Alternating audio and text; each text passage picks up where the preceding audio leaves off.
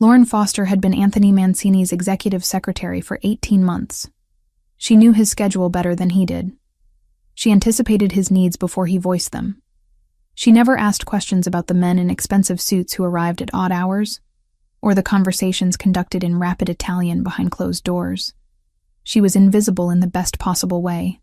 Professional, efficient, loyal. At least, that was how things used to be. The office occupied the top 3 floors of a building in Midtown Manhattan. Floor-to-ceiling windows overlooked the city. Glass and steel stretched toward the sky. Anthony's private office sat at the corner, all dark wood and leather, the kind of space that demanded respect before a single word was spoken. Lauren's desk stood just outside, a guardian between Anthony and the rest of the world. She arrived at 7 every morning without fail. Black coffee waiting on his desk by 7:15. Files organized, calls screened, meetings prepared. 18 months of perfect routine. Until 6 months ago, when everything shattered. Lauren had been leaving the building at 11 at night, arms full of documents that needed filing before the morning. She'd hailed a taxi on the corner, slid into the back seat, gave her address in Queens. The driver pulled into traffic. 3 blocks later, a black sedan came out of nowhere. High-speed chase. Rival crew fleeing from one of Anthony's operations gone wrong. The sedan ran a red light at 60 miles per hour and slammed into the passenger side of Lauren's taxi. Metal screamed. Glass exploded. The world spun in a chaos of sound and pain. Lauren woke up in a hospital bed 3 hours later. Shattered kneecap. Torn ligaments. Surgery required immediately. Anthony had been there when she opened her eyes. Still wearing the same shirt from earlier that day. Tie loosened. Hair disheveled. He'd stood by the window, back rigid, hands shoved deep in his pockets. "The surgery is scheduled for 6 a.m., he'd said without turning around. "Best orthopedic surgeon in the state. Everything is handled." Lauren had tried to speak, to say she couldn't afford that, but he'd cut her off with a single raised hand. Non-negotiable. That was the only conversation they'd had about it. The surgery went well. 3 months of recovery followed. Physical therapy, pain management, slow, careful steps learning to walk properly again. Anthony paid every bill without comment. He sent flowers once, a massive arrangement that filled her small apartment. No card. When Lauren returned to work, he'd simply nodded and said, "Welcome back." Nothing else.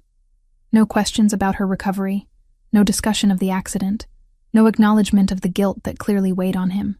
But Lauren saw it anyway, in the way his jaw tightened when she limped past his office, and how he'd reassigned her parking spot to the closest space in the garage, in the increased security presence that followed her home each night. Anthony Mancini didn't apologize with words. He apologized with actions. For 3 months after her return, things went back to normal. Or as normal as they could be. Lauren still limped slightly, especially at the end of long days. Her knee ached when rain was coming. But she managed. Then, 4 weeks ago, her physical therapist recommended she start strength training to fully rehabilitate the joint. Lauren found a gym 3 blocks from the office. Elevate Fitness. Clean, professional, not too crowded during early morning hours. She signed up for sessions with a personal trainer, a former Marine named Ryan Blake, who specialized in injury recovery. The first session had been brutal. Lauren's knee had trembled, threatened to give out, pain shooting through the joint with every movement. But Ryan had been patient, encouraging, adjusting exercises to her limitations. "You're stronger than you think," he'd said, spotting her through a modified squat. "Your body remembers how to do this. We just have to remind it."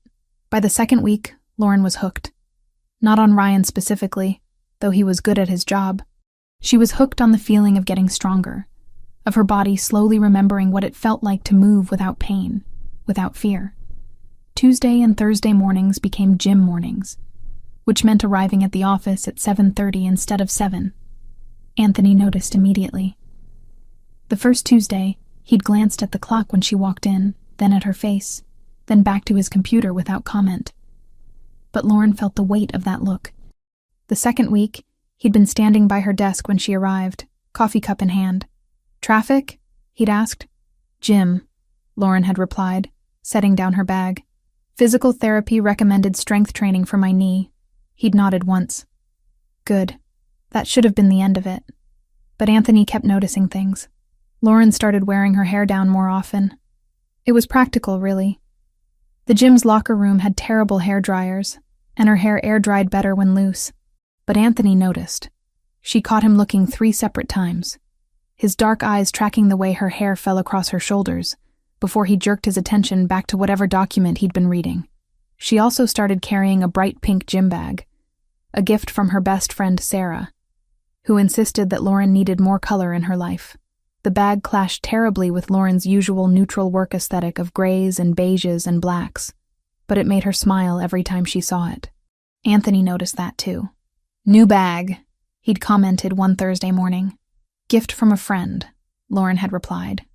Pink. He'd said it like he was trying to figure out what the color meant. It's cheerful. Something had flickered across his face, too quick to identify. It is. But the thing Anthony noticed most was how Lauren smiled at her phone. 3 weeks into training, Ryan started texting her motivational messages and reminders to stretch between sessions. Helpful. Professional. But the messages made Lauren smile. Small, genuine expressions of amusement or encouragement that lit up her face. Anthony saw every single one. He was in a meeting with 3 of his captains when Lauren's phone buzzed on her desk outside. Through the glass wall, he watched her pick it up, read the message, and smile. Soft, warm, directed at a screen. He lost track of the conversation entirely. Boss? Luca Ferraro, his second in command, had to repeat the question twice before Anthony refocused. By the 4th week, Anthony was actively listening for mentions of the gym, of the trainer, Ryan. The name appeared in conversation 5 times in 3 days. Ryan says I should ice my knee after long periods of sitting. Ryan recommended this protein shake for muscle recovery. Ryan thinks I'll be able to run again in 2 months if I keep up this progress. Ryan. Ryan. Ryan. Each mention felt like a small blade between Anthony's ribs. Thursday afternoon, Lauren stopped by his office to drop off signed contracts. She moved with more confidence now. The limp almost entirely gone. Her posture had straightened. She looked healthier, stronger, happy. Ryan helped me do a full squat today, she said, genuine pride in her voice. First time since the accident. Complete range of motion, no pain. Anthony looked up from his desk. That's good progress. It's amazing progress. Her smile was brilliant. He's really good at what he does. Something hot and ugly twisted in Anthony's chest. He recognized it immediately, hated it instantly. Jealousy. I'm glad you're recovering well, he managed. Lauren nodded and left, completely unaware of the war happening inside him.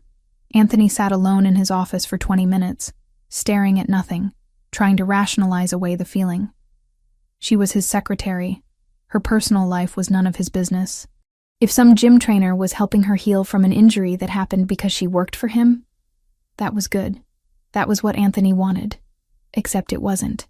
He didn't want some stranger making her smile like that. Didn't want someone else seeing her proud and happy and strong. He wanted to be the one who gave her that.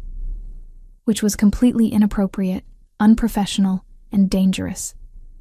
Anthony poured himself 2 fingers of scotch from the bar in his office and forced himself to let it go. Lauren was off limits. She worked for him. She trusted him. He would not cross that line just because he couldn't control his own emotions. Decision made. Problem solved. Thursday evening changed everything. Anthony was reviewing quarterly reports when he heard Lauren's heels clicking across the marble floor outside his office. He glanced at the clock. 9:15. Late, but not unusual.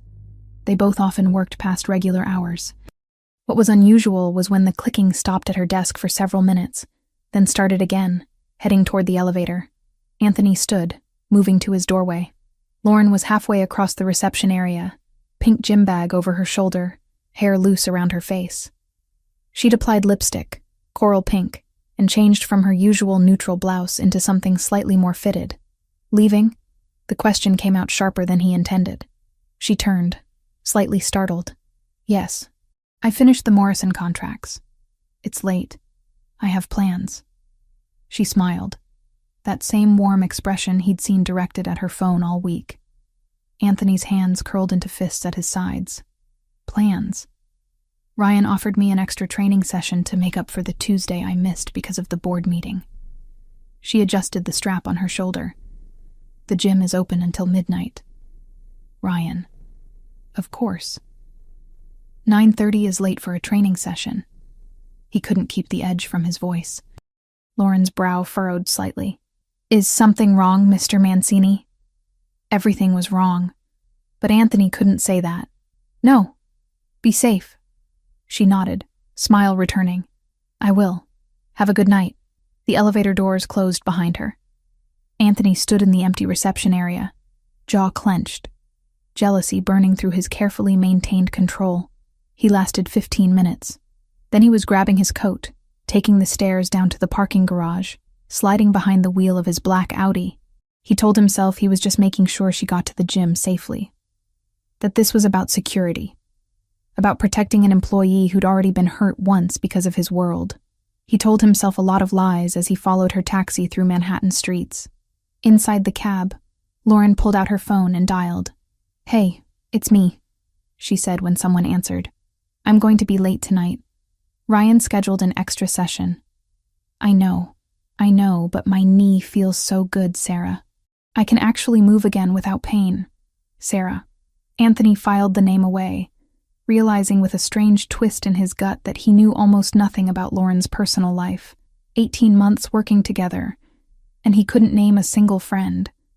Couldn't recall her mentioning family. Didn't know what she did on weekends. He'd kept her at a professional distance so effectively that she'd become nearly invisible to him. Until suddenly, she wasn't. The taxi pulled up in front of Elevate Fitness. Lauren paid, stepped out onto the sidewalk, gym bag bright pink against the evening darkness. Anthony parked across the street, engine still running, watching her walk through the glass doors. This was insane. He should leave. Should go back to the office, pour another scotch, forget this entire evening. Instead, he turned off the engine and settled in to watch. Through the windshield, he watched Lauren disappear inside Elevate Fitness. The building was all glass and chrome, deliberately transparent to show off the expensive equipment inside. He could see clearly from his position across the street.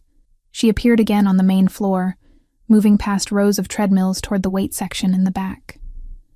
Her pink gym bag stood out like a beacon against the neutral grays and blacks of the space.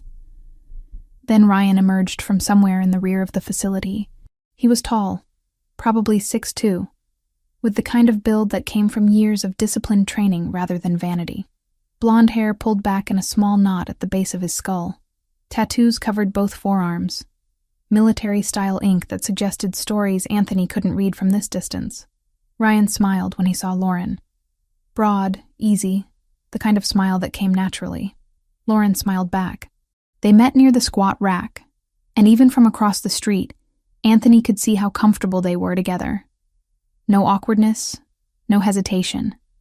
Just two people who'd spent enough time in each other's company to develop genuine rapport. Ryan said something. Lauren laughed. The sound inaudible through the glass but visible in the way her shoulders shook slightly. How her hand came up to cover her mouth. Anthony's jaw clenched so hard his teeth ached. They started setting up equipment. Ryan grabbed weights from a rack, placed them strategically. Lauren dropped her bag on a nearby bench and began stretching, rolling her shoulders, bending to touch her toes. She was wearing black leggings and a fitted tank top in deep purple. Anthony had never seen her in anything like it. At work, she wore conservative blouses and dress pants, everything designed to blend into the background. This was different. This was Lauren as herself, not as his secretary. Ryan demonstrated an exercise, some kind of lunge with rotation. Lauren watched carefully, nodded, then attempted to mirror his movements. Her form was slightly off. Ryan stepped closer, hands moving to her waist to adjust her position. His hands, on her waist. Anthony felt something dark and possessive roar to life in his chest.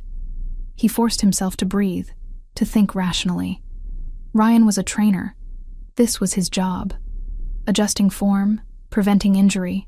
That was what trainers did. It meant nothing. Except Anthony wanted to cross the street, walk into that gym, and remove Ryan's hands from Lauren's body with extreme prejudice. He gripped the steering wheel instead, knuckles white. This was insane. He was acting like a jealous teenager, not the head of one of the most powerful organizations on the East Coast. Lauren was allowed to have a trainer. She was allowed to smile, to laugh, to exist outside of her role in his life. She didn't belong to him. But the rational part of his brain was losing the argument against the part that wanted to claim her anyway.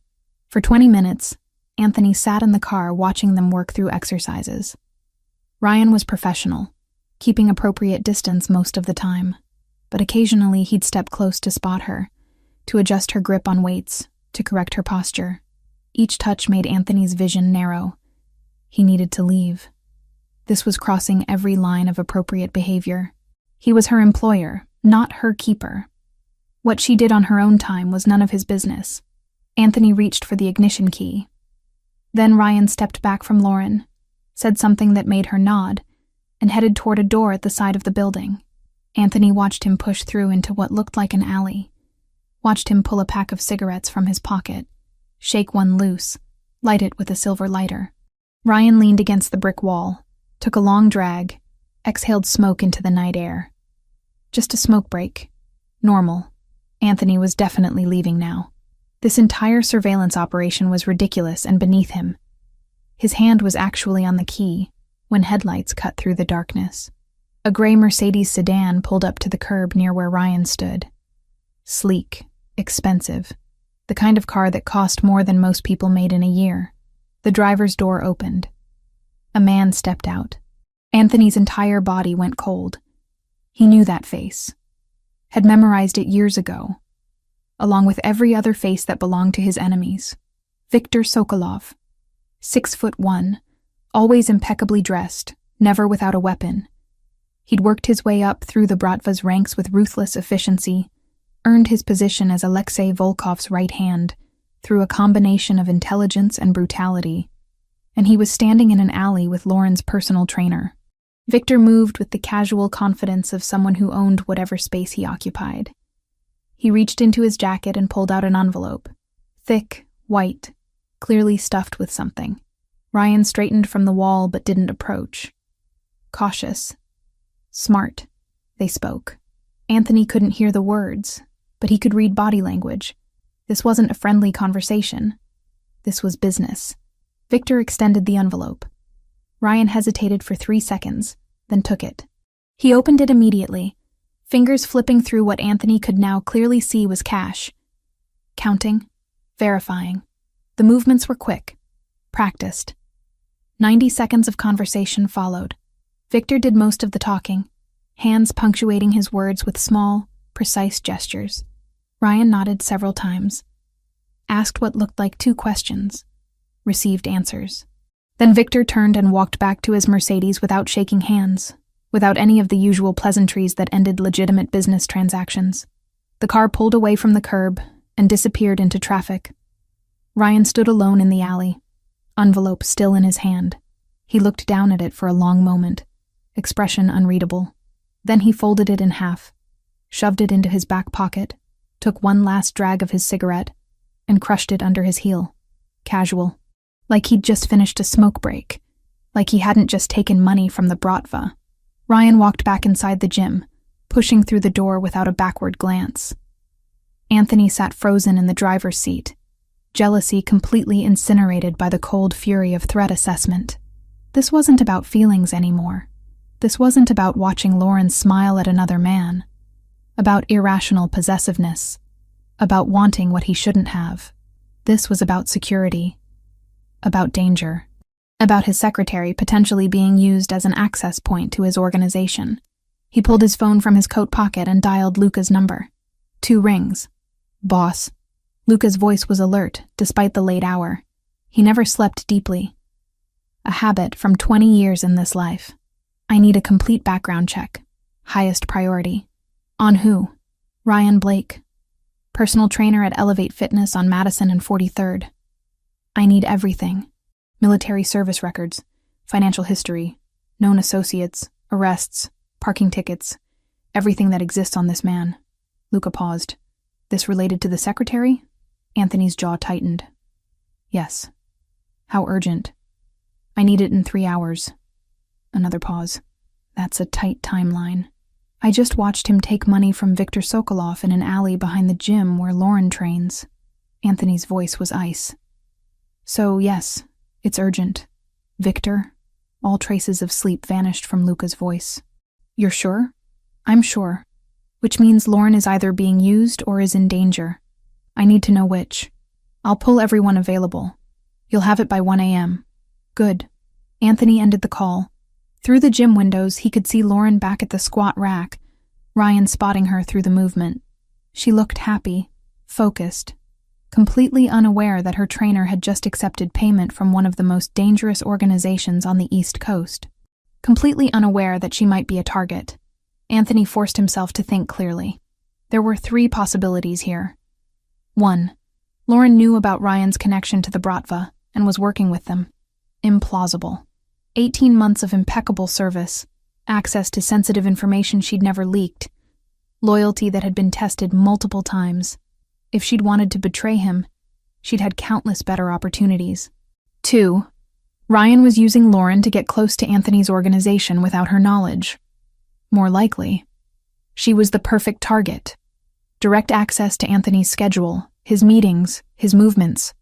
And she'd never suspect her helpful, friendly trainer of having ulterior motives. 3. This was a coincidence, and Ryan's business with Viktor had nothing to do with Lauren.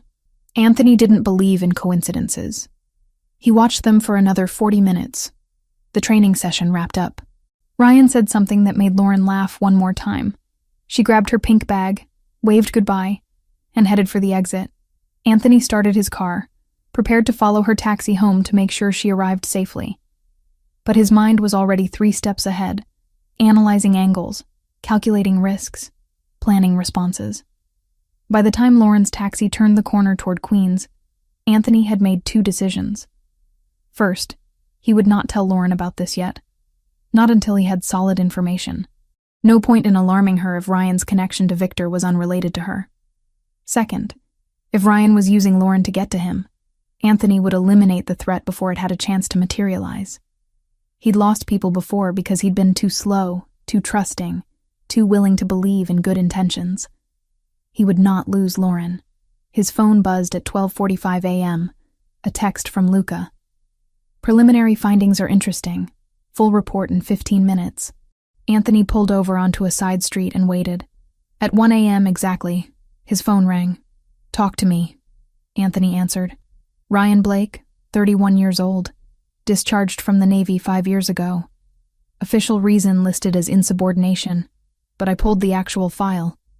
He questioned orders during a classified operation, refused to follow through on what he considered an illegal command, got him kicked out with a general discharge.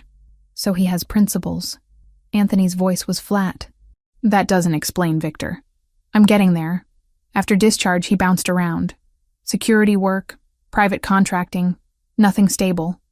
Started working at Elevate Fitness 9 months ago. Legitimate employment on paper, but his bank records tell a different story. How different? His salary is $3,200 a month, but he's had irregular deposits totaling between $8,000 and $15,000 every month for the past 2 months. Always cash deposits, always under $10,000 to avoid automatic reporting. Anthony's grip on the phone tightened. Sources, unknown. But I cross-referenced his movements with known Bratva activity. 3 documented meetings with Viktor Sokolov in the past 8 weeks. Tonight makes 4. What else? This is where it gets interesting. Luca's voice shifted into the tone he used when he'd found something significant. I pulled the membership records for Elevate Fitness. Ryan has 17 regular clients. 4 of them work as personal assistants or secretaries to major players. 1 works for Jonathan Mercer at Goldman Sachs, 1 for Senator Patricia Morrison, 1 for the DA's office, and now 1 for you. The pattern was unmistakable. He's collecting information. Anthony said it as fact, not question.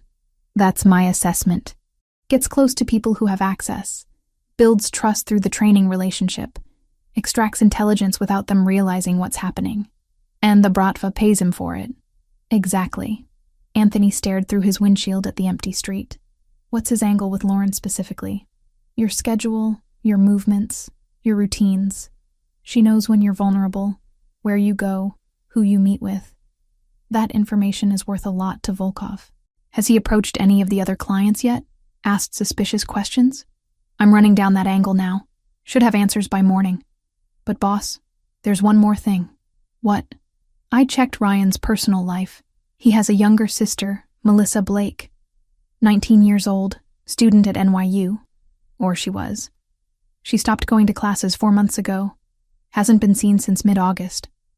4 months. Right before Ryan started making regular deposits. You think the Bratva has her? It fits their pattern. Find leverage, apply pressure, get compliance. If they're holding his sister, Ryan doesn't have a choice. He cooperates, or she dies. Anthony processed this new information. It didn't change the fundamental problem. Ryan was feeding information to the Bratva, which meant Lauren was in danger. The reason why Ryan was doing it mattered less than the fact that he was. Keep digging on the sister. I want confirmation. Will do. What's your play with the trainer? Anthony looked at the dashboard clock. 1:16 a.m.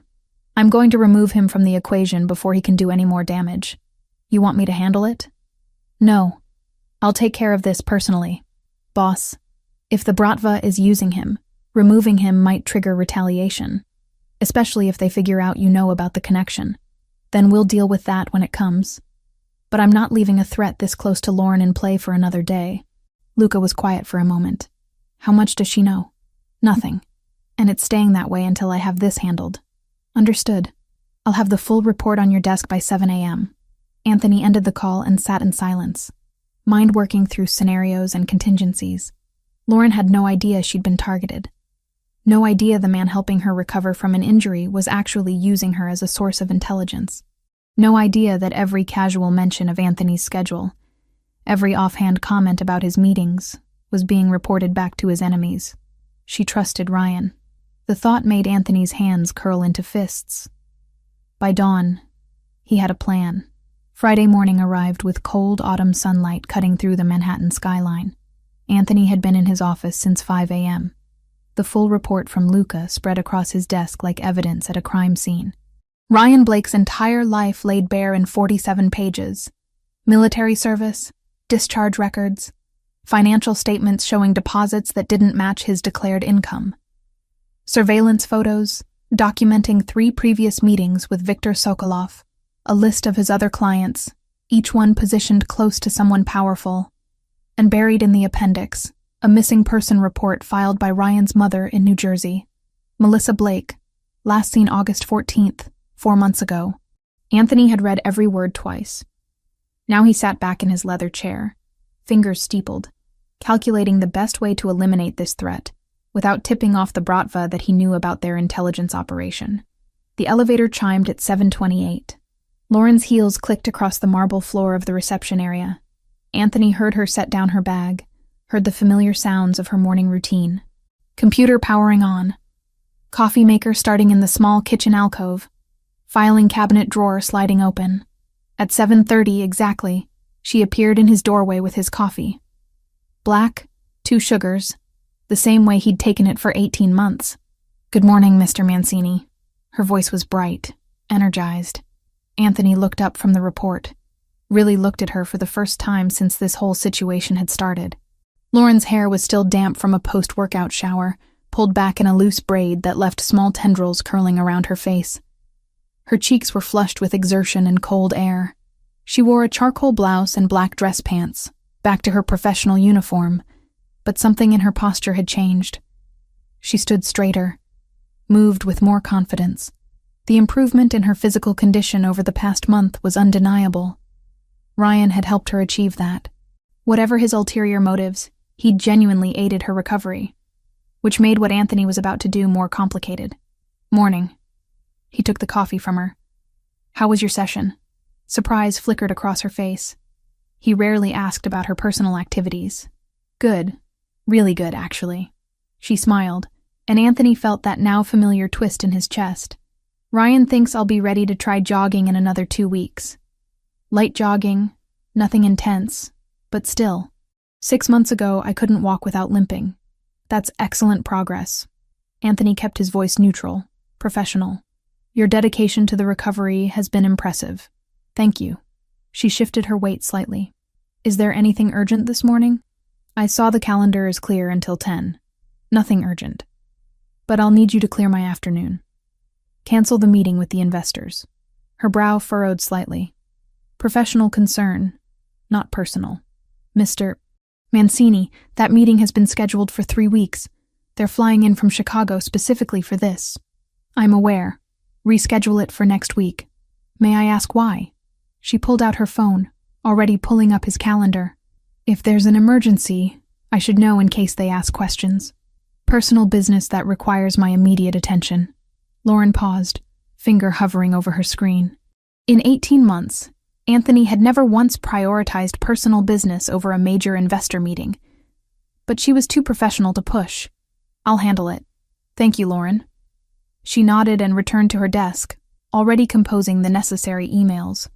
Anthony watched her through the glass wall that separated his office from the reception area. She had no idea. No clue that the man she trusted was feeding information about her employer to an organization that would kill her without hesitation if it served their purposes. No idea that she'd been selected, targeted, manipulated. The thought made rage simmer beneath Anthony's careful control. He waited until Lauren was absorbed in her work, then pulled out his phone and dialed his attorney. David, I need you to handle an acquisition. Today. What's the timeline?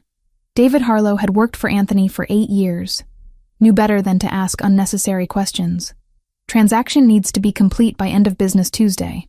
That's 4 days. What kind of acquisition are we talking about? A gym. Elevate Fitness on Madison. I want to buy the business outright. Assume all assets and liabilities. Take possession immediately. Silence on the other end. Then, carefully. May I ask the reason for the urgency? Security concern. Understood. I'll start the research this morning. Is price a factor? No. Pay whatever it takes to close this quickly and quietly. I don't want the current owner to have time to think or negotiate. Make the offer generous enough that they'd be stupid to refuse. I'll have preliminary numbers by noon. Anthony ended the call and immediately dialed Luca. I need a different kind of search, he said when Luca answered. Female physiotherapist, age 45 or older, at least 15 years of experience, specializes in post-surgical recovery. And Luca, I need someone completely clean. No connections to any organization, no financial irregularities, no history that could be used as leverage. This is for the secretary? Yes. When I remove Ryan, Lauren's recovery doesn't stop. I need someone in place immediately. How fast? I want options by Monday morning. Someone who can start by Wednesday at the latest. I'll make it happen. Luca paused. You're moving fast on this. Every day Ryan has access to Lauren is another day of exposure. I'm not giving the Bratva any more time to extract information. What's your plan for when they notice their asset has been cut off? Let them notice. By the time they realize what happened, the connection will already be severed. They can't leverage what they don't have access to. And if they come at you directly, then we'll handle it the way we always do. Anthony's voice was cold. But they're not getting to Lauren. He spent the rest of Friday morning maintaining normalcy. Calls with his captains, reviewing shipment schedules, handling the daily operations that kept his organization running smoothly. But his mind was on the gym 3 blocks away, on the man who was using his secretary as an intelligence source, on the best way to dismantle this threat without collateral damage. At noon, David called back. I've got the numbers. Elevate Fitness is owned by a holding company, which is owned by a private investor named Marcus Shaw. He's had it for 6 years, runs 4 other gyms in the city. Profitable, but not spectacular. What's the current valuation? Based on revenue and assets, probably around $2.3 million. But for a fast sale with no contingencies, I'd recommend offering 3. Offer 4. Tell him he has until Monday at noon to accept or the offer disappears. $4 million for a gym worth 2? Even David sounded surprised. I want this done, David. Make the offer so attractive he can't say no. I'll draw up the papers this afternoon. The weekend crawled past. Anthony kept tabs on Ryan through Luca's surveillance team. Saturday morning, Ryan met with someone at a coffee shop in Brooklyn. Not Victor this time, but another Bratva associate that Anthony's people had on file. Whatever intelligence operation they were running, it was active and ongoing. Sunday evening, David sent confirmation. Marcus Shaw had accepted the offer. $4 million, cash payment, immediate transfer of ownership. Papers would be finalized Monday morning, possession transferred by Tuesday afternoon. Anthony sat in his penthouse, city lights spreading below him like stars, and felt the first real satisfaction he'd had in days. Monday morning, Lauren arrived at her usual 7:30. She looked tired, moving slower than she had on Friday. "You okay?" Anthony asked when she brought his coffee. "Fine. Just a tough workout this morning. Ryan introduced a new exercise routine and I'm feeling it." Ryan. Still training her? Still building trust? Still mining for information? Not for much longer. At 11 a.m., Luca appeared in Anthony's office with a folder. "3 candidates for physiotherapist," he said, dropping it on the desk. "All vetted, all clean, all highly qualified." Anthony flipped through the profiles. The second one caught his attention immediately. Patricia Simmons, 52 years old, 28 years of experience, specialized in orthopedic recovery, currently working at a sports medicine clinic in Connecticut, but willing to relocate for the right opportunity. Married, 3 grown children, no debt, no criminal record, no connections to any organization. Perfect. This one. Offer her whatever salary she wants. I need her available to start Wednesday morning. Where will she be working? We're converting the conference room on the 2nd floor into a therapy space. Get it equipped properly.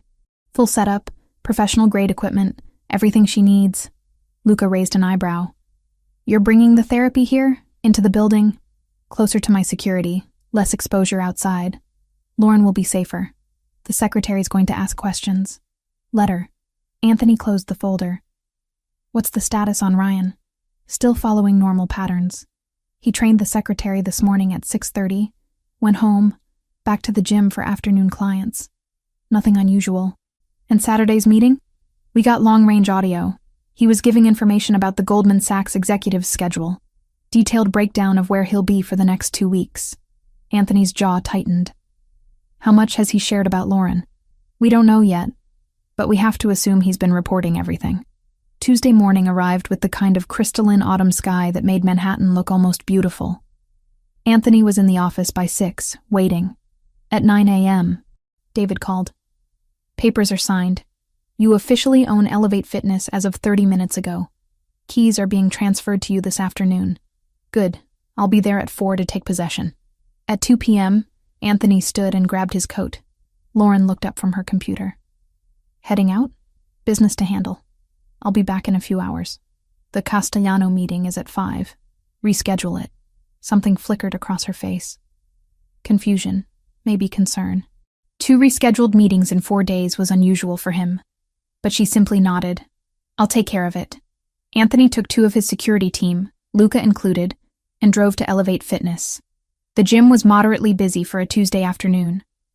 Cardio equipment filled, weight section active, group fitness class happening in the back studio. The manager met him at the front desk. Cynthia Rodriguez, 41, had been managing the gym for 3 years. "Mr. Mancini." She extended her hand nervously. "Welcome. Mr. Shaw briefed me about the ownership change." "Good. I need to speak with you privately." He led her into the back office, Luca taking up position outside the door.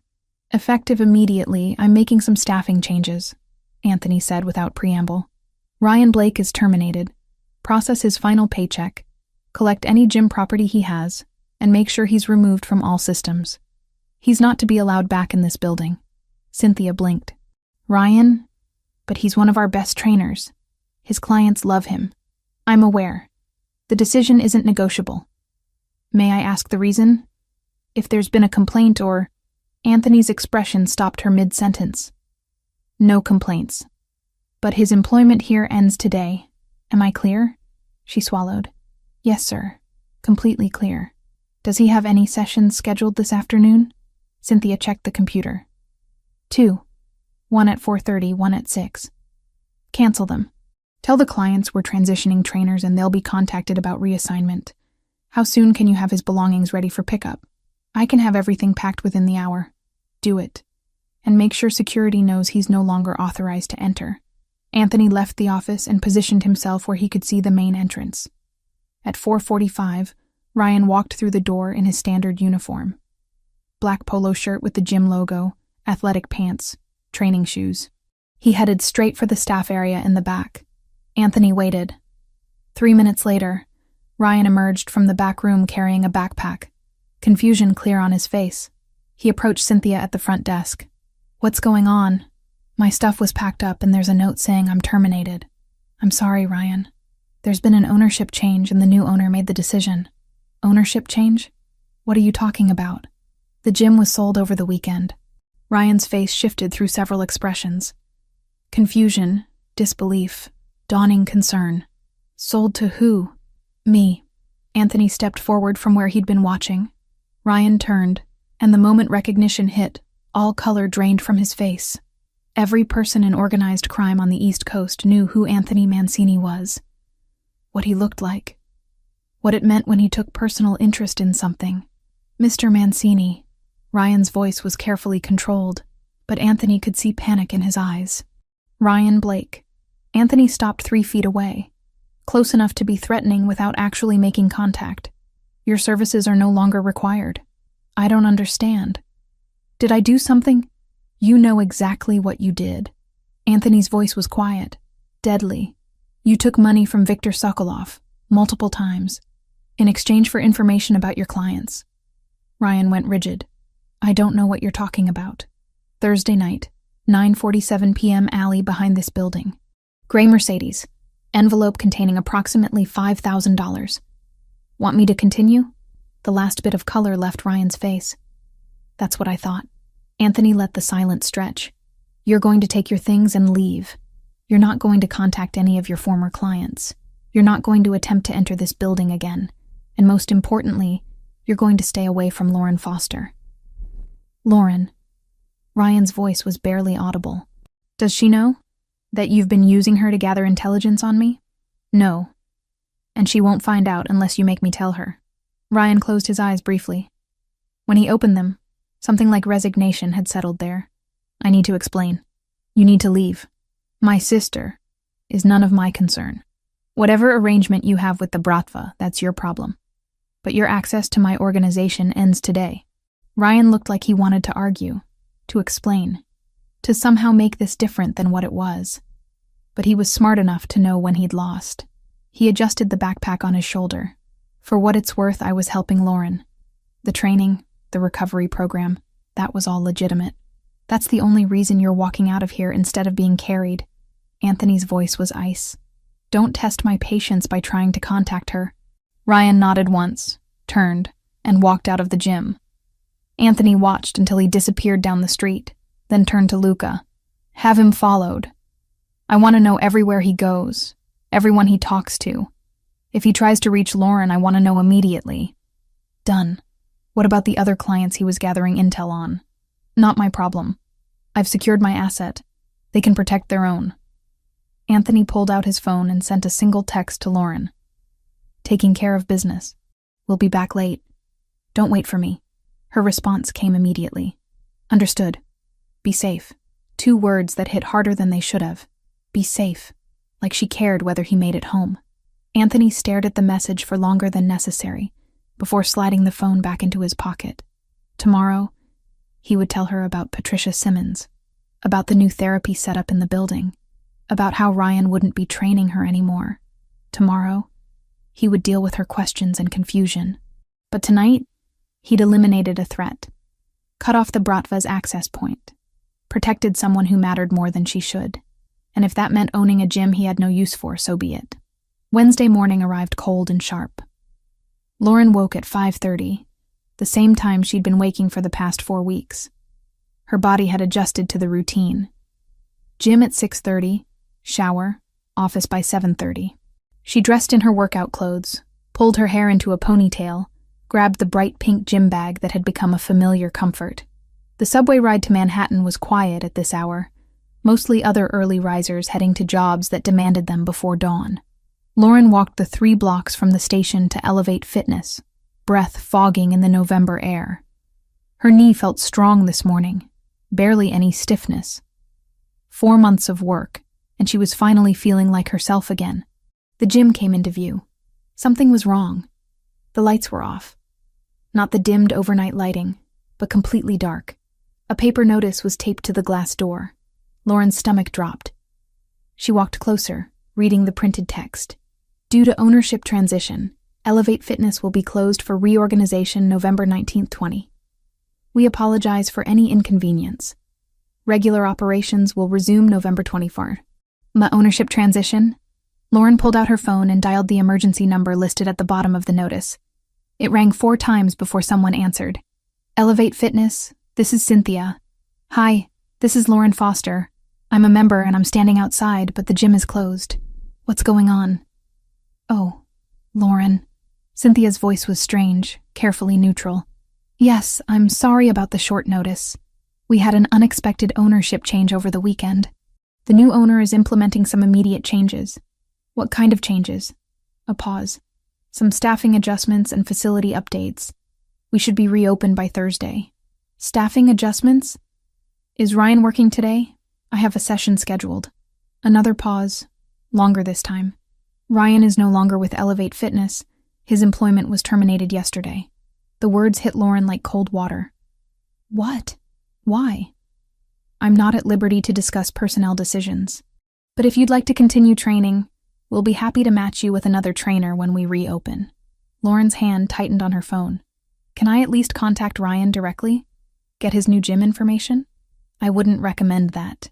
Cynthia's voice dropped slightly. The terms of his departure were complicated. Complicated how? I really can't say more. I'm sorry, Lauren. If you want to cancel your membership, we'll process a full refund. Lauren ended the call, standing alone on the empty sidewalk. Nothing made sense. Ryan had been fine on Monday morning, talking about her progress, planning next week's routine. Now he was fired under mysterious circumstances and she couldn't even contact him. She checked her watch. 6:45. Too late to go home and change, too early to show up at the office in workout clothes. Lauren found a coffee shop 2 blocks away and sat in the bathroom, changing into the work clothes she'd packed in her gym bag. Her hands shook slightly as she buttoned her blouse.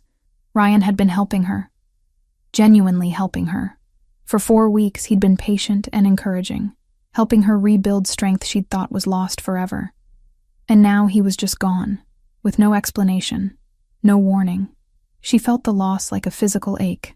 By the time Lauren walked into the office, it was 8:15. She set her bag down at her desk, powered on her computer, tried to focus on her morning routine. But her chest felt tight. Her knee throbbed, phantom pain from stress rather than injury. She stared at her computer screen, seeing nothing. At 8:20, she stood abruptly and walked straight to Anthony's office. She didn't knock. Anthony looked up from his desk, surprise flickering across his face. In 18 months, Lauren had never entered his office without permission. Lauren, did you buy my gym? The question came out sharper than she intended. He set down the pen he'd been holding. His expression didn't change, but something in his eyes confirmed what she already knew. Yes. The single word confirmation made her knees weak. And you fired Ryan? Yes. Lauren's hand found the back of the leather chair across from his desk, gripping it for balance. Why? Sit down. I don't want to sit. I want to know why you destroyed the one thing that was helping me recover from an injury I got because I work for you. Anthony stood slowly, moving around his desk. That's exactly why I did it. That makes no sense. Sit down, Lauren. His voice was gentle but firm. Please. She sat. Not because he asked, but because her legs wouldn't hold her anymore. Anthony returned to his desk, opened a drawer, and pulled out a folder. He placed it on the desk between them, then turned it to face her. The first page was a photograph. Ryan, standing in an alley, talking to a man in an expensive suit. Even in the grainy surveillance photo, Lauren recognized the location. Behind Elevate Fitness. Who is that? She asked. Viktor Sokolov. He works for Alexei Volkov, head of the Russian Bratva. They're my biggest rival. Lauren looked up sharply. What does that have to do with Ryan? Anthony flipped to the next page. Another photo. Ryan accepting an envelope. The next page showed a bank statement, certain deposits highlighted in yellow. Ryan has been receiving between $8,000 and $15,000 a month in cash deposits. The money comes from the Bratva. In exchange, he provides them with information. Information about what? About his clients. Specifically, clients who work for people in positions of power. Lauren's stomach turned. I don't understand. Anthony flipped through several more pages. Ryan has 17 regular clients. 4 of them are personal assistants or secretaries to major figures. 1 works for a Goldman Sachs executive, 1 for Senator Morrison, 1 for the district attorney's office, and 1 works for me. The implication crashed over her like a wave. You think he was using me? I don't think. I know. Anthony's voice was steady, factual. You have access to my schedule, my meetings, my movements. That information is extremely valuable to my enemies. Lauren's hands were shaking. She pressed them flat against her thighs. Ryan was helping me. He was kind and patient, and he helped me walk again without pain. I'm sure he was good at his job. That's how this works. Build trust, establish rapport, extract information without the target realizing what's happening. Target. The word tasted bitter. I was a target. You were vulnerable. You needed help. He provided it, and in return, he asked questions. Casual questions that felt like friendly conversation. What time does your boss arrive? Does he keep regular appointments? Where does he go when he's not in the office? Every answer you gave him went straight to the Bratva. Lauren closed her eyes. She tried to remember conversations with Ryan. Had she mentioned Anthony's schedule? His meetings? Yes, she had. Multiple times. Ryan wanted to take me to coffee last week, she whispered, after a particularly good session. I said no because it felt inappropriate, but he seemed disappointed. Because you were careful.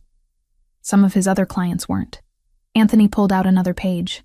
The Goldman Sachs executive was robbed 3 weeks ago, attacked in a parking garage at exactly the time his assistant told her trainer he'd be there alone. Lauren felt sick. You're telling me Ryan set that up? The Bratva did. Ryan just provided the intelligence. She looked down at the photos spread across the desk. At Ryan's face, frozen in surveillance images, accepting money from a man who looked like he killed people for a living. How had she not seen it? I trusted him. Her voice broke on the last word. That was the point. You were supposed to trust him. I feel so stupid. Tears burned behind her eyes, but she refused to let them fall. I should have known. Should have suspected. Why would you? He was doing exactly what you hired him to do, helping you recover. The intelligence gathering was invisible, but you saw it. She met Anthony's eyes. You figured it out. I followed you to the gym Thursday night. Lauren blinked. You followed me? Something flickered across his face. Discomfort. Maybe embarrassment. I saw Ryan take money from Victor in an alley behind the gym. After that, I had him investigated. You followed me to the gym. Lauren repeated it slowly, processing. Why? Anthony was quiet for a long moment. When he spoke, his voice was different. Less controlled, more raw. Because I didn't like how you smiled when you talked about him. The admission hung in the air between them. You were jealous. Lauren said it as fact, not question. I was concerned about security. You were jealous. She pressed harder. That's why you were watching the gym. Not because you suspected Ryan of anything. Because you didn't like that I was spending time with him. Anthony's jaw tightened. Both things can be true. Lauren sat back in her chair, mind reeling. Anthony Mancini, her boss, the man who controlled half of organized crime on the East Coast, had been jealous of her personal trainer. What happens now? She asked quietly. Now your recovery continues. I've already arranged for a replacement. Anthony pulled out a different folder. Patricia Simmons. 52 years old, 28 years of experience, specializes in post-surgical rehabilitation. Her background check is completely clean. No connections to any organization, no leverage anyone can use against her. You vetted my physical therapist. Extensively. She starts Wednesday. We're converting the second-floor conference room into a therapy space with professional equipment. You'll train there instead of an outside facility. You're bringing her here? To the building? Where my security can monitor access, yes. Lauren stared at him. You bought an entire gym, fired my trainer, hired a replacement, and redesigned office space. In 4 days. 3, actually. I didn't start until Friday morning. Anthony, she used his first name without thinking. This is insane. This is necessary. He leaned forward, intensity radiating from every line of his body. You were targeted because of me. Because working for me made you valuable to my enemies. I will not let that happen again. So you're just going to control every aspect of my life now? Decide who I train with? Where I go? What I do? If that's what it takes to keep you safe, yes. I don't need a keeper. You need protection. There's a difference. Lauren wanted to argue, wanted to be angry about the high-handed way he'd dismantled her routine without consulting her. But sitting across from him, seeing the photos of Ryan's betrayal spread across the desk, she couldn't find the anger. He'd protected her, eliminated a threat she hadn't even known existed. Thank you. The words came out soft. Anthony's expression shifted. For what? For caring enough to follow me. For investigating Ryan. For making sure I'm safe. She met his eyes. I know you blame yourself for the accident. I know you think you owe me something because I got hurt while working for you. But you don't. I chose to work here. I knew the risks. You shouldn't have to accept being used as an intelligence asset as part of your job description. Maybe not. But you stopped it before any real damage was done. So thank you. Silence stretched between them. Anthony looked at her like he was trying to memorize her face. I need to tell you something else, he said finally. What? Buying the gym, firing Ryan, that was about security. But watching you with him, seeing how you smiled at him, how comfortable you were around him. He stopped, jaw working. That wasn't just security. That was jealousy. Pure, irrational jealousy that I had no right to feel. Lauren's breath caught. You're my secretary, Anthony continued. This is inappropriate in about 40 different ways. But I can't keep pretending that my only concern is professional. Not when I spent 4 days systematically removing another man from your life because I couldn't stand watching you trust him. Anthony, you don't have to respond. I'm not expecting anything from you. But you deserve honesty. And the honest truth is that protecting you isn't just about security anymore. It hasn't been for a while. Lauren sat frozen, trying to process what he'd just admitted. Anthony Mancini, who maintained rigid control over every aspect of his life, had just confessed to jealousy, to feelings that crossed every professional boundary. I don't know what to say, she whispered. You don't have to say anything. I just needed you to know. He stood, putting distance between them. Patricia will be here Monday at 8. I'll have Luca show you the new therapy space this afternoon so you know where to go. Professional again.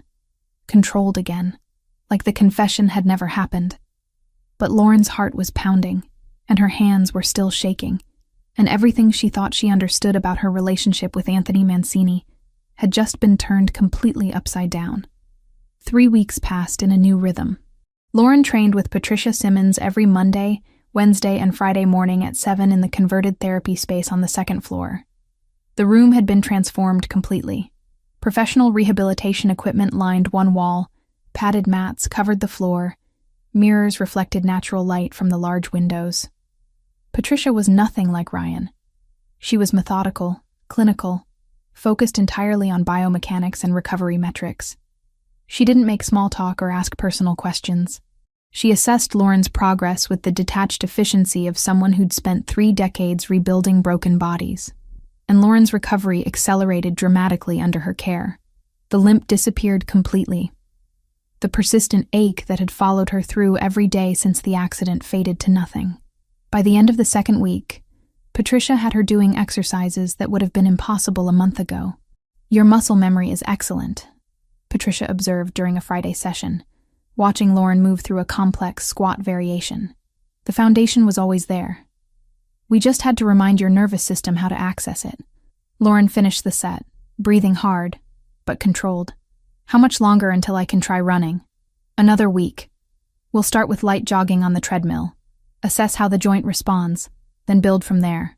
Patricia made notes on her tablet. But you're progressing ahead of schedule. Whatever work you did before the accident, your body hasn't forgotten it. What Lauren's body also hadn't forgotten was the awareness of being watched. Anthony observed every session. Not obviously, not intrusively. But Lauren could see him through the glass wall that separated the therapy room from the hallway. He'd walk past with a file in his hand, pause for 30 seconds to look at his phone, glance through the window. Or he'd be in conversation with Luca, standing in a position that gave him a clear view of the room. He was checking on her, making sure she was safe, that Patricia was legitimate, that no new threats had materialized. It should have felt suffocating. Instead, Lauren found it strangely comforting. The day after Anthony's confession in his office, things had been awkward. Lauren had spent the entire day hyper-aware of his presence, of every interaction, of the weight of what he'd admitted. But by the end of the week, they'd fallen into something new. Not the rigid professionalism of before, but not quite personal either. A strange middle ground where Anthony asked about her therapy progress, and Lauren occasionally stayed late to help him review documents, and neither of them acknowledged the shift that had happened between them. Then Luca walked into Anthony's office on a cold December morning with information that changed everything. Lauren was at her desk, reviewing the schedule for the following week, when she heard Anthony's voice through his open office door. "You're certain?" Confirmed through 3 separate sources. Luca's voice was grim. Melissa Blake disappeared 4 months ago, last seen August 14th walking home from her shift at a bookstore in Brooklyn. Security footage shows 2 men following her. They match known Bratva associates. Lauren's hand stilled on her keyboard. Melissa Blake, Ryan's sister. "Where is she now?" Anthony asked. "Warehouse complex near the Red Hook shipping terminal. We've had surveillance on the location for 2 days. She's being held in the main building, 2nd floor, room facing the water. How many guards? 6 rotating shifts, 2 men per shift. Standard Bratva security protocol for hostage situations. And Ryan? Still under surveillance. He hasn't attempted to contact Lauren or any of his former clients. He's holed up in New Jersey with his mother. Hasn't left the house in 3 weeks. Silence followed. Lauren knew she shouldn't be listening, but she couldn't make herself move. They took his sister to force his cooperation. Anthony said finally. He was never working for them by choice. Looks that way. Which means when you cut off his access to Lauren, you also cut off his ability to protect his sister. That's not my problem. Boss, if the Bratva realizes their intelligence stream has dried up, they might eliminate the sister. She's a liability now. More silence. Lauren held her breath. What was their endgame with Lauren? Anthony asked. From what we've pieced together, they were building a complete profile. Her routines, her vulnerabilities, her schedule. The plan was to grab her in about 2 weeks, use her as leverage to force concessions from you. Lauren's blood went cold. They were going to kidnap her.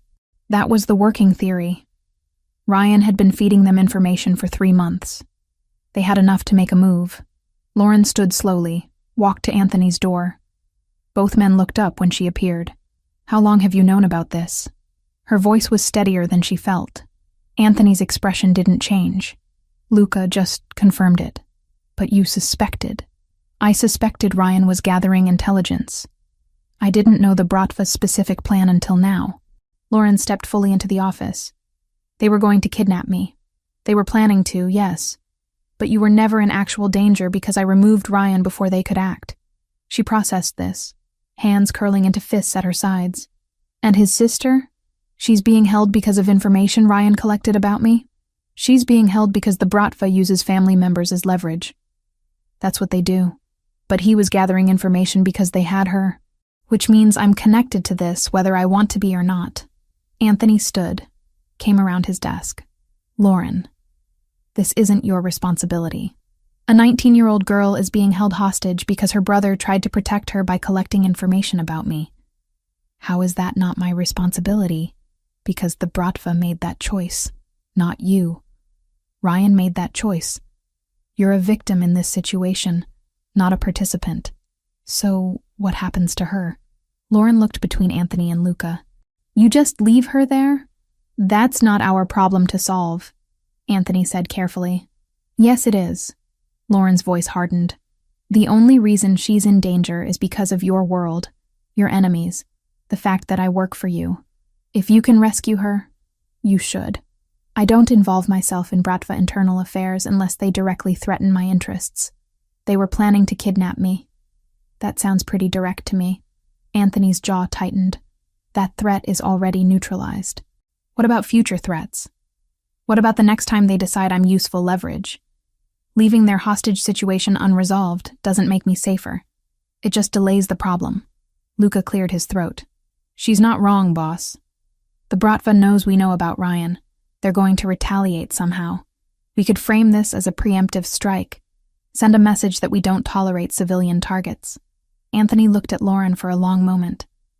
She met his gaze without flinching. You understand what you're asking me to do, he said quietly. I understand you're capable of getting her out safely, and I understand that 19-year-old girls shouldn't be used as weapons in your war. Something shifted in Anthony's expression. You're too good for this world. Maybe. But I'm in it anyway, so I might as well use whatever influence I have to do something right. Anthony turned to Luca. Start planning an extraction. I want options by end of day. Yes, sir. After Luca left, Lauren remained standing in the doorway. Anthony moved to the window, hands in his pockets, looking out at the city.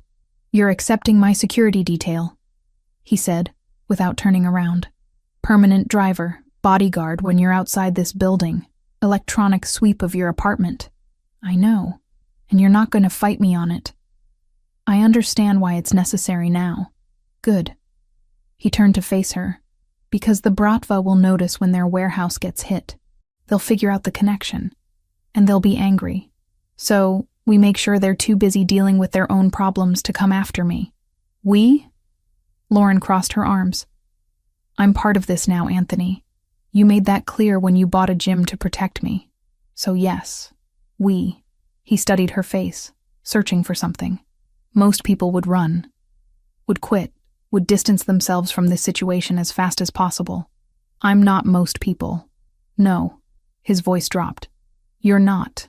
The air between them felt charged, heavy with things neither of them was saying. I should get back to work, Lauren said finally. Lauren. He stopped her before she could leave. Thank you. For what? For caring about a girl you've never met. For making me remember that there are lines that shouldn't be crossed. Even in this life. She nodded once and returned to her desk. But she could feel his eyes on her back the entire time. That evening, Lauren stayed late again. Not because Anthony asked her to, but because she wanted to understand what was happening. Wanted to see the plans, know the risks, be part of the solution instead of just another problem he had to manage. At 10 p.m., they were alone in his office, maps of the Red Hook area spread across his desk. Luca had provided detailed layouts of the warehouse complex, guard rotation schedules, entry and exit points. The optimal approach is here. Anthony pointed to a service entrance on the east side. 2-man entry team suppressed weapons, neutralize guards quietly. Second team secures the perimeter, blocks reinforcements. We're in and out in under 10 minutes. Lauren leaned over the map, studying the layout. What about cameras? Luca's team will loop the feeds. As far as their security system is concerned, nothing will happen. And the girl, Melissa? How do you know she'll cooperate? She's been held for 4 months. She might not trust anyone. That's why we're bringing Ryan. Lauren's head snapped up. What? Ryan knows his sister. She'll trust him. We extract both of them together, relocate them somewhere safe. You'd do that? After everything he did? Anthony straightened, meeting her eyes.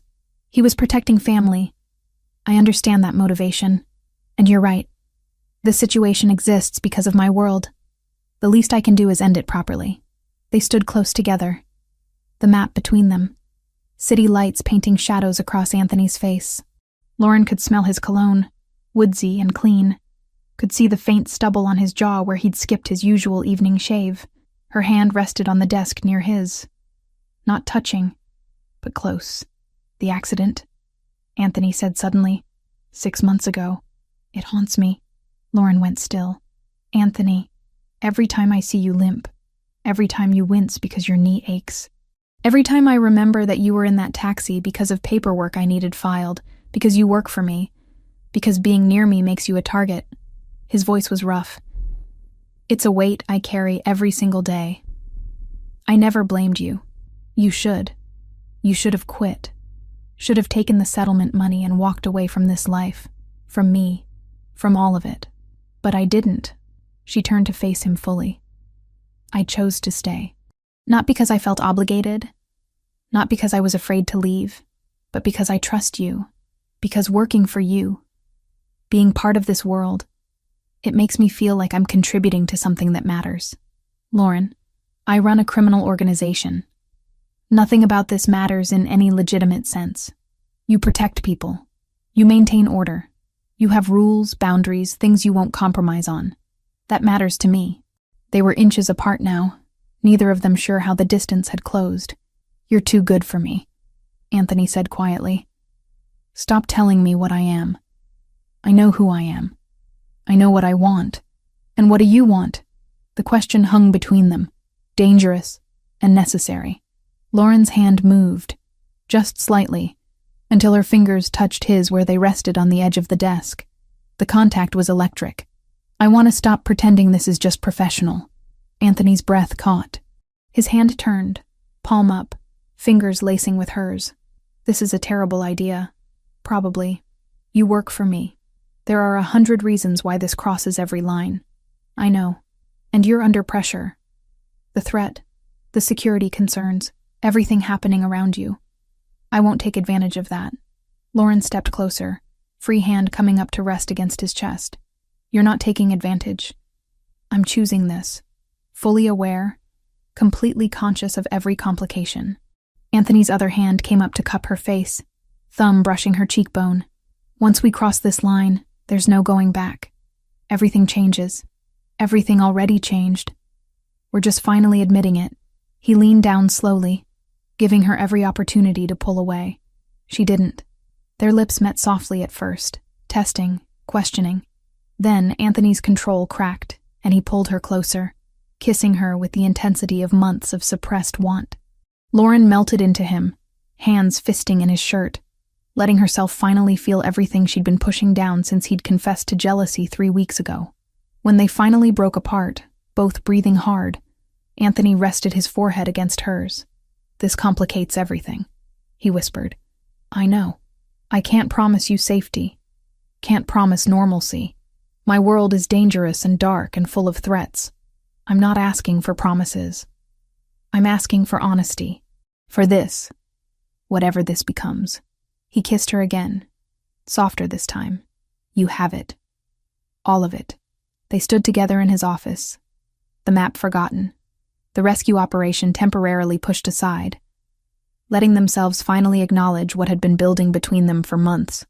Outside, the city glittered with lights, oblivious to the shift happening 40 stories above its streets. Inside, Lauren Foster and Anthony Mancini crossed a line they'd both been carefully avoiding, and neither of them regretted it. 3 days after the maps had been spread across Anthony's desk, the rescue operation launched at 2 a.m. Lauren wasn't part of it. Anthony had made that explicitly clear. "You stay at the penthouse," he'd said that afternoon, voice leaving no room for argument. 4 guards remain with you. You monitor communications on the secure channel, but you do not leave that building under any circumstances." Lauren had wanted to protest, wanted to insist she could be useful somehow. But one look at Anthony's face told her this wasn't negotiable. So now she sat on the leather sofa in Anthony's penthouse, 43 floors above Manhattan, wearing one of his old sweatshirts because the apartment felt too cold and empty without him in it. A radio sat on the coffee table in front of her, connected to the secure frequency his team used. Static crackled. Voices came through intermittently, clipped and professional. "Team 1 in position. Team 2 ready at the perimeter. Target building confirmed. 6 heat signatures on 2nd floor." Lauren pulled the sweatshirt sleeves over her hands, knees drawn up to her chest. 4 of Anthony's guards were positioned throughout the penthouse. 1 at the elevator, 1 in the hallway, 2 rotating between rooms. She was as safe as it was possible to be. But Anthony was walking into a building full of armed men who wouldn't hesitate to kill him. The radio crackled again. "Initiating entry in 30 seconds. Lauren's heart hammered against her ribs. She checked her phone. 2:37 a.m. Entry successful. Moving to secondary. Silence followed. Long, terrible silence where Lauren counted her own heartbeats and tried not to imagine everything that could go wrong. Then, package located. Female, conscious, responsive, proceeding with extraction. Relief flooded through her. Melissa was alive. Contact. East stairwell. Engaging.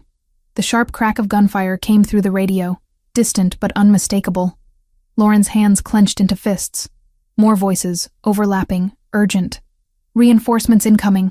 3 vehicles, estimate 12 hostiles. Team 2, intercept and delay. Roger that. Boss is hit. Left shoulder. Still mobile. Lauren stopped breathing. Boss is hit. Anthony had been shot. She wanted to scream into the radio, demand status updates, know how bad the wound was, but she forced herself to stay silent. Distracting them now could get someone killed. Exiting building, package secure. Boss is ambulatory, wound appears superficial. All units fall back to rally point. Team 2 reporting 3 hostiles down, remainder retreating. Clean exit, moving to secondary location. The transmissions continued for another 10 minutes as the team extracted from Red Hook, switched vehicles, took evasive routes to ensure they weren't followed. Standard protocol that Lauren had learned about through months of working adjacent to Anthony's world. Finally, all clear. Returning to base. ETA 4 hours. 4 hours. It was 3 a.m. now. Anthony wouldn't be back until 7. Lauren stood, paced the length of the penthouse living room. The space was enormous, all dark wood and leather furniture and windows that showcased the glittering city below. She'd been here twice before, both times briefly, always maintaining professional distance. Tonight she'd moved in temporarily. Her overnight bag sat in the guest bedroom, clothes hung in the closet, toothbrush in the bathroom. Temporary security measures while the Bratva threat was active. But standing here in Anthony's sweatshirt, waiting for him to come home from a gunfight, nothing felt temporary. She tried to sleep, made it to the guest bedroom, lay on top of the covers fully clothed, closed her eyes. 10 minutes later, she was back in the living room, staring at the radio, willing it to provide updates it couldn't give. At 3:45, one of the guards brought her tea. He's going to be fine, Miss Foster. Boss has been through worse. Lauren wrapped her hands around the warm mug. How many times has he been shot? That I know about? 4. Always comes back. The answer didn't comfort her the way it was probably meant to. At 4:15, the elevator chimed. Lauren was on her feet instantly. The guard at the elevator stepped aside as the doors opened. Anthony walked out first, followed by Luca and 2 other men Lauren didn't recognize. His white shirt was dark with blood on the left side, soaked through from shoulder to mid-torso. His jacket was gone. His face was pale but composed. Lauren's vision tunneled. All she could see was the blood. You're bleeding. Her voice came out hoarse. Flesh wound. Already been treated. Anthony moved toward her, steady on his feet. Melissa is safe. She's at a private medical facility under protective custody. Ryan is with her. You're bleeding, Lauren repeated, because she couldn't process anything else he was saying. Lauren. He stopped in front of her. I'm fine. There's blood soaked through your entire shirt. That's not fine. Luca cleared his throat. Boss, you should let her look at it. The field dressing was quick, not thorough. Anthony's jaw tightened. I said it's handled, and I'm saying I need to see it. Lauren set down her tea, hands shaking. Please. Something in her voice made him relent. Everyone out. Give us the room. The guards and Luca filed back into the elevator. The doors closed, leaving them alone. Sit, Lauren ordered, pointing to the sofa. Lauren, sit down, Anthony. Now. He sat, probably more from surprise at her tone than actual compliance. Lauren moved in front of him, reaching for the buttons on his blood-soaked shirt. Her fingers trembled so badly she could barely manage the first button. Anthony's hand came up to cover hers. I'm okay. I promise you I'm okay. Let me see. He dropped his hand, allowing her to continue. She unbuttoned the shirt carefully, peeling the fabric away from his skin. Blood had soaked through to his undershirt too. She helped him ease the dress shirt off, wincing when he hissed in pain, moving his left arm. The undershirt came next. When she finally got it over his head, she saw the wound. A bullet had torn through the muscle of his left shoulder, entry and exit wounds both visible. Someone had packed both holes with gauze and wrapped the entire shoulder with medical tape, but blood was already seeping through the white bandaging. "It's not as bad as it looks," Anthony said quietly. Lauren's vision blurred. "You could have died, but I didn't." "You could have." Her voice broke. "You could have been killed, and I would have been sitting here listening to it happen over the radio." "Hey." Anthony's right hand came up to cup her face. "I'm here. I'm fine." "You're not fine. You're shot." Tears spilled over despite her best efforts to contain them. "Where's the medical kit?" "Bathroom, under the sink." Lauren found the kit, brought it back to the living room. Professional-grade supplies, the kind that suggested this wasn't the first time Anthony had needed emergency medical care at home. She knelt on the sofa beside him, carefully removing the field dressing. The entry wound was clean, small caliber round. The exit wound was messier, but not as bad as it could have been. "You're lucky," she said, voice unsteady. "A few inches to the right and this would have hit your lung." "I know." She cleaned both wounds with antiseptic, trying to keep her hands steady. Anthony didn't flinch, didn't make a sound, just watched her face while she worked. "What were you thinking about?" Lauren asked quietly. "During the firefight, when you were shot." "You." Her hands stilled. "What?" "I was thinking about you, about how I'd promised to come back, and I couldn't break that promise." His dark eyes held hers. "Every decision I made in that building, every move, I was thinking about getting back here, to you." Lauren's chest ached. "Anthony, I love you."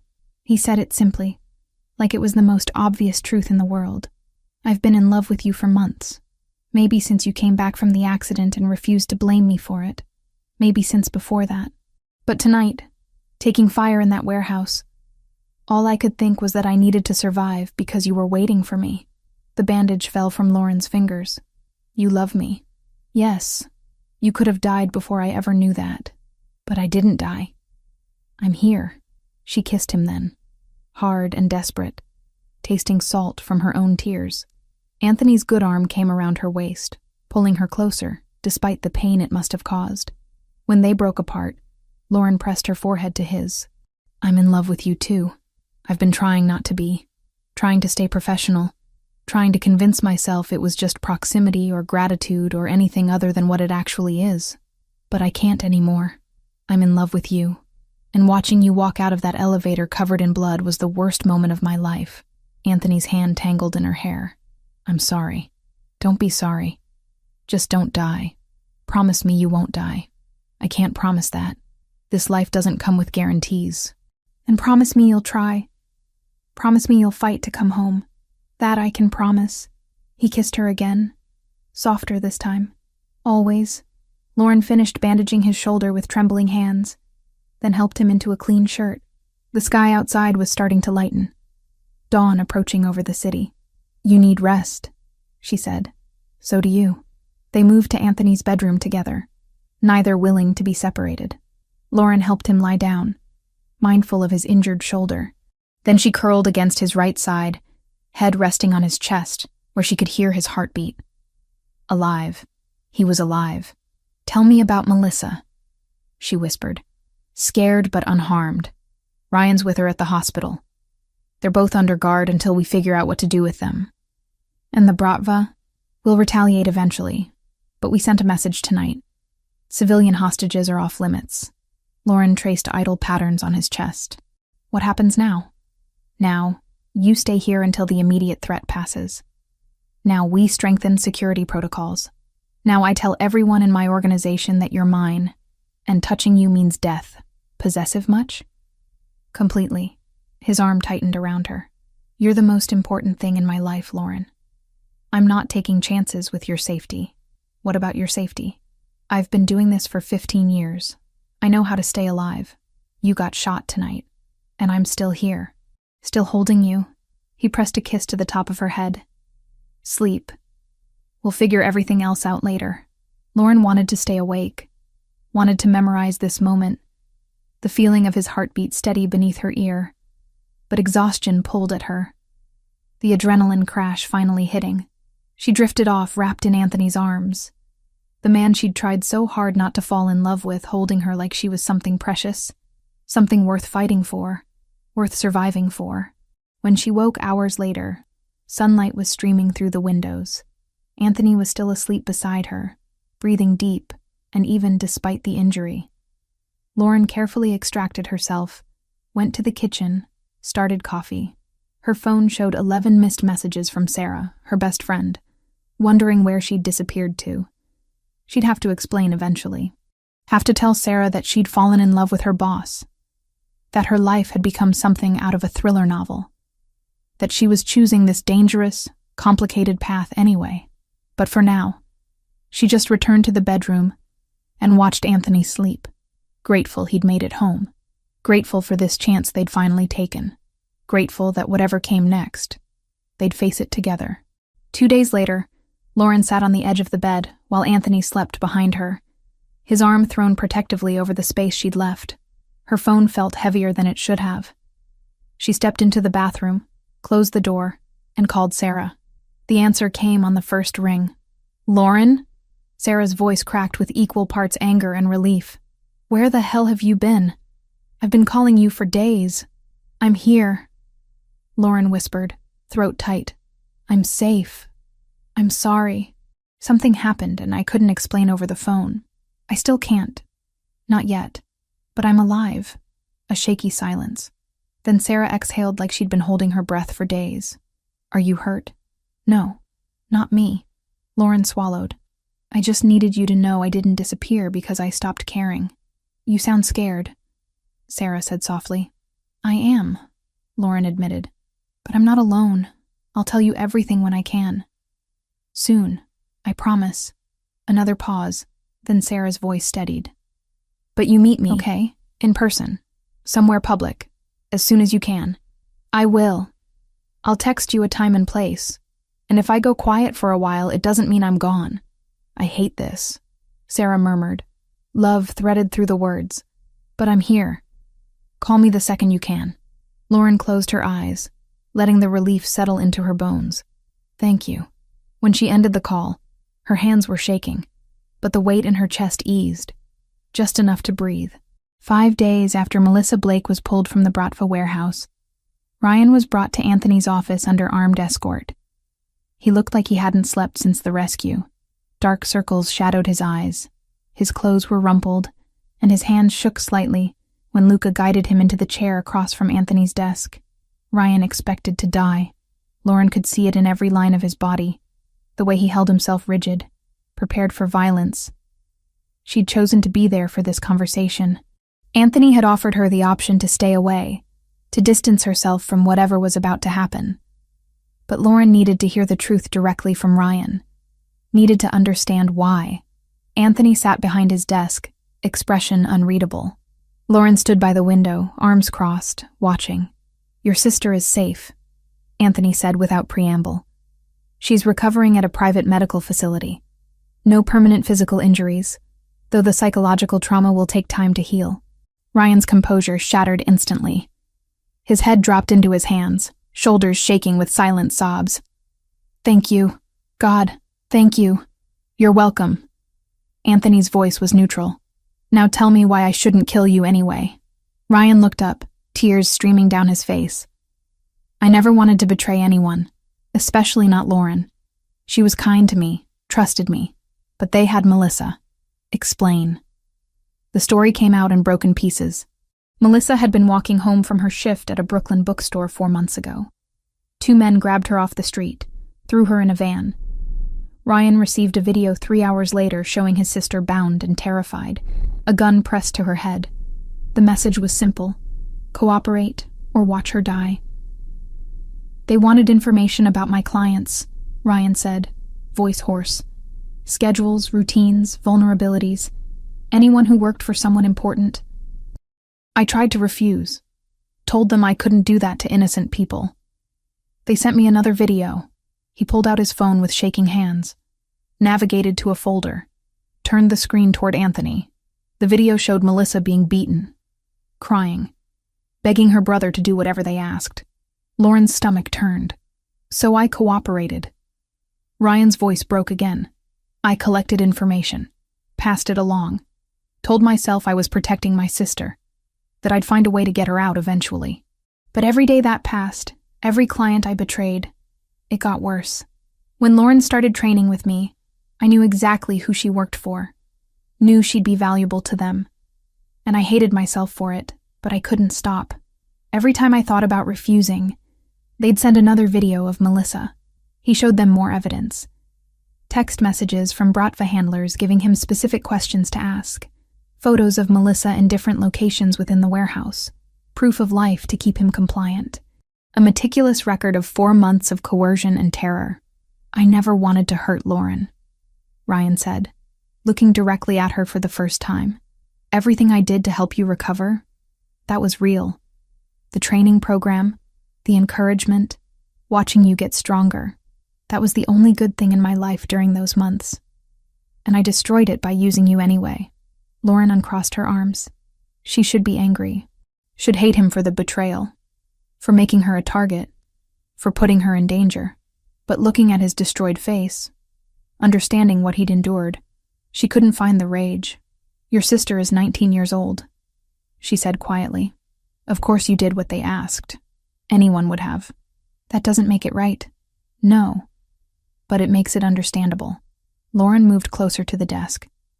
You were protecting family. That's not evil, Ryan. That's human.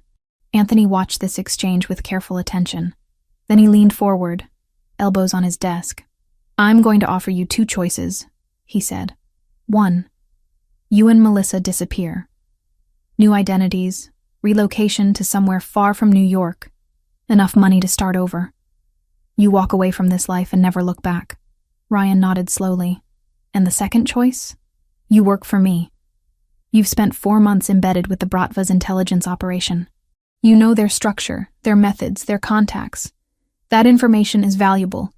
Use it to help me dismantle their operation, and I'll protect both you and your sister. Permanent employment, legitimate security work, a chance to make this right. You'd trust me?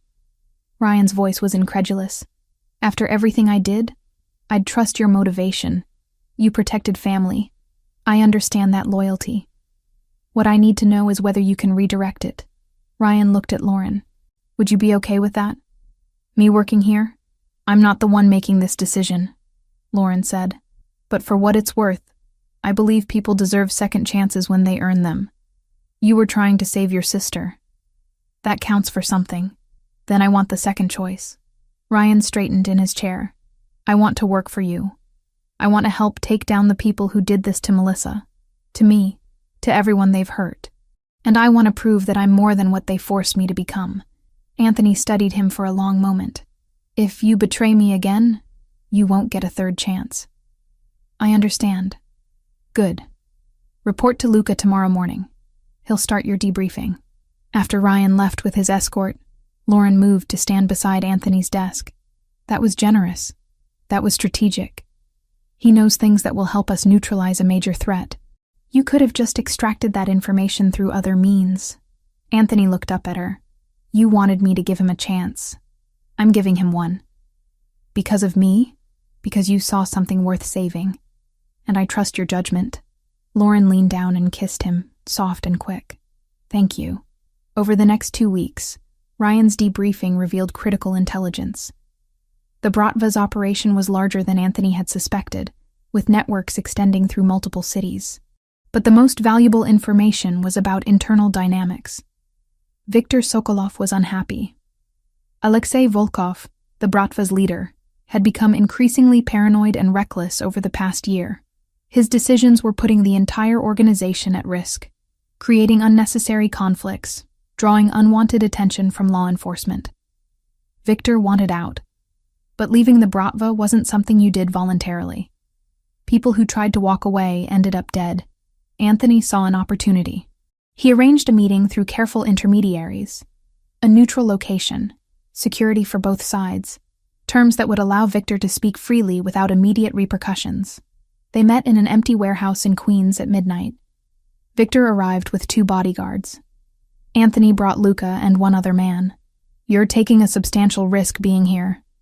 Anthony said. Victor smiled coldly. So are you. Volkov would have me killed if he knew about this meeting, and he'd consider it an act of war from you, which is why we're both motivated to make this conversation worthwhile. What do you want, Victor? Out. Clean exit, new identity, safe passage to South America. I have resources there, people who owe me favors. But I need to disappear completely. In exchange for? Everything. Volkov's location, his schedule, his security protocols, command structure of the entire organization, operation routes, money laundering channels, every piece of information you'd need to dismantle what he's built. Anthony considered this. Why turn on your own organization? Because it's not mine anymore. Volkov is driving us into the ground. 3 operations failed in the past month because of his paranoia. He's making enemies unnecessarily, refusing to compromise, treating loyal soldiers like disposable assets. The organization I joined doesn't exist anymore. And the girl? Melissa Blake? Victor's expression flickered. I was against that. Holding civilians, especially teenagers, it's beneath us. But Volkov insisted. Said we needed maximum leverage to secure quality intelligence. He paused. I'm glad you got her out. You're the one who freed her. I gave the location to your people, yes. Consider it a gesture of good faith before this meeting. Anthony pulled out his phone, typed a quick message to his contacts. I'll need to verify your information before I agree to anything. Verify what you need, but do it quickly. Volkov already suspects something is wrong after the warehouse raid. If he figures out I'm involved, we both lose this opportunity.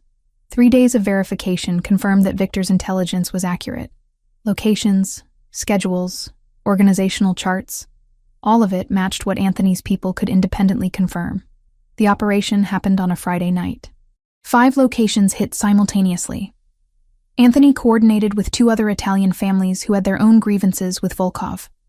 Warehouses, front businesses, safe houses, all targeted at exactly 9 p.m. The Bratva's command structure collapsed in under 2 hours. Volkov himself was at his favorite restaurant in Brighton Beach when Anthony walked through the door with 6 armed men. The other diners evacuated quickly. The owner, who'd been paying protection money to both organizations for years, simply nodded and disappeared into his office. Alexei Volkov sat at a corner table, a meal half finished in front of him. He was in his mid-50s, gray hair, expensive suit. The look of a man who'd spent decades clawing his way to power. Anthony Mancini. Volkov didn't stand. I wondered when you'd make your move. Your operation is finished. Every major asset seized or destroyed. Your lieutenants are either dead or in custody. It's over, Alexei. So you're here to kill me. Volkov reached for his wineglass with steady hands. Make it quick, at least. I'm here to offer you a choice. Anthony pulled out a chair, sat across from him. Go back to Russia, tonight. Abandon all operations in America. Never return. Do that, and you live. Volkov's eyes narrowed. You're letting me go? I'm removing a rival without starting a war that would cost both our organizations. Your bosses in Moscow won't be happy, but they'll accept your return if you frame it as strategic retreat. You get to live. I get permanent elimination of a threat. Everyone wins. And if I refuse, then you die here, in this restaurant. And the story becomes that you were killed by your own people during internal power struggles. Either way, you're out of my city. You choose how. Silence stretched between them. Volkov took a long sip of his wine, considering options that weren't really options at all. 2 days, he said finally. I need 2 days to arrange travel and settle affairs. You have 48 hours. After that, the offer expires. Volkov left New York 36 hours later, flying out of JFK under a false passport that Anthony's people had flagged but allowed through. The Bratva's American operations fell apart without him, absorbed by other organizations or dismantled entirely. Victor disappeared to Sao Paulo with a new identity and enough money to live comfortably. Ryan Blake became a fixture in Anthony's security team, working under Luca, proving his loyalty through consistent, dedicated service. Melissa started classes at Columbia in January, her tuition paid through a scholarship fund that Anthony had established. She met with a therapist twice a week to process her trauma, slowly rebuilding the life that had been stolen from her. And Lauren Foster stopped being Anthony Mancini's secretary. 2 months after the Bratva fell, Anthony restructured her role. She became his strategic advisor, sitting in on high-level meetings, offering perspectives that his captains couldn't provide, helping him navigate the increasingly complex landscape of his organization. Their relationship was public within the organization now. Everyone knew that Lauren was more than an employee, that she occupied a space in Anthony's life that made her both protected and influential. Some of the older captains had raised eyebrows initially, but after watching her handle sensitive negotiations and contribute meaningfully to operational planning, the skepticism faded. Lauren earned her position through competence, not just her connection to Anthony. The gym that Anthony had purchased was converted into something better. A community rehabilitation center offering free physical therapy to anyone who needed it, regardless of ability to pay. Patricia Simmons became the director, building a staff of qualified therapists and creating programs that helped dozens of people every week. Lauren managed the center as a side project, finding deep satisfaction in turning something born from jealousy and threat into genuine help for her community. On a cold February evening, Lauren stood on the terrace of Anthony's penthouse, looking out at the city lights. She wore a burgundy dress that she'd bought specifically for tonight, hair loose around her shoulders, finally comfortable in her own skin. Anthony came up behind her, arms wrapping around her waist, chin resting on her shoulder. "You're thinking too hard," he murmured against her ear.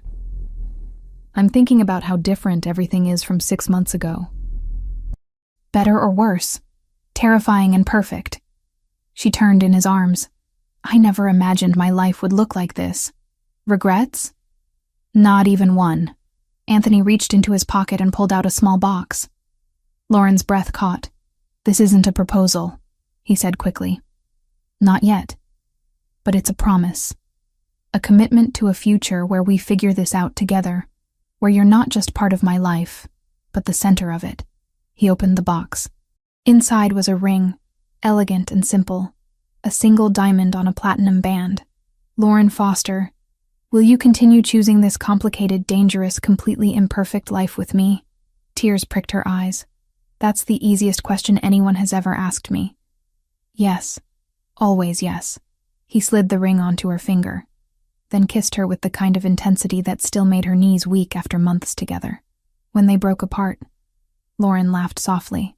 "You know, this all started because you were jealous of my personal trainer. Best jealousy I ever experienced. You bought an entire gym, worth every dollar." They stood together on the terrace, the city spreading below them like a sea of lights. Two people who'd found each other in the most unlikely circumstances and built something real from the chaos. Lauren had come to New York to work. She'd found family, purpose, love, and a future she never could have imagined. And laying in Anthony's arms, wearing his ring, she knew with absolute certainty that every dangerous, complicated, terrifying choice that had led her here had been exactly right.